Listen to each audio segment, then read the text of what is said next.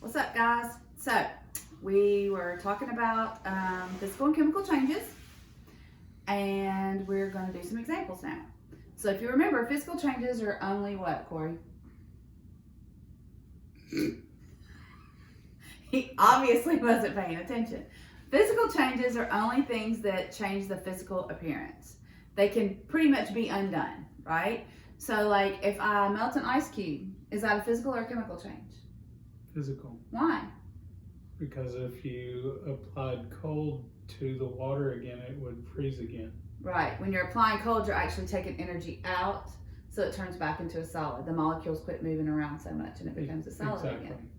So, we're going to do a quick little experiment with some styrofoam cups.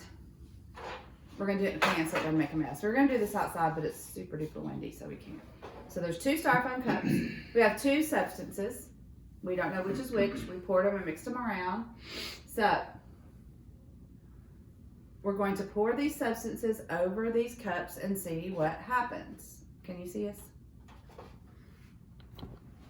All right. So we're going to... Not cool, dude. Oh, snap. The bottom of his went away. Mine's boring.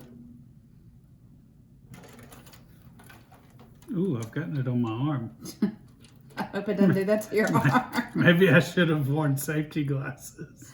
Yeah, we probably should have done that. Don't try this at home without safety glasses. All right. No! Whoops.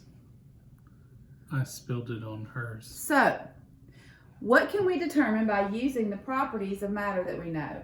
Did this change the physical appearance, my glass? Did it change the physical appearance of the cup? Yours? Mm-hmm. No. No. So mine must have been the water. Now, your cup is a big fat blob in the bottom of the pan. Please put that down because you're not following directions. You sure? You would be walking recess if we were in school right now. So, we have a big blob. It's not even a big blob, it's a little blob. It's hard to believe that was once this, huh? So, Corey, do you think that this is a physical or a chemical change?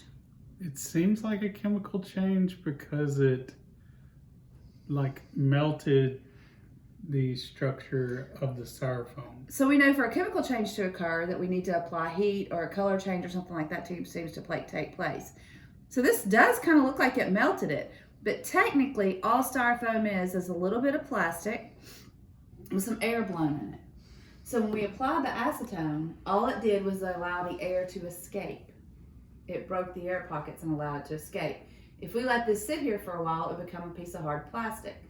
If we blew the air back in it, it would theoretically turn back into the styrofoam cup. So now that you know that, do you think it was a physical or a chemical change? Well, now I think it was a physical change. It was a physical change. You are correct.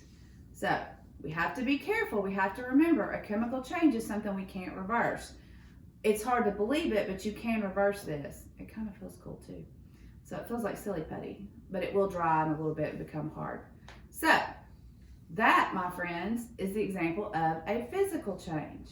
If you'll give me just a few minutes to switch everything around, we'll do the example of a chemical change.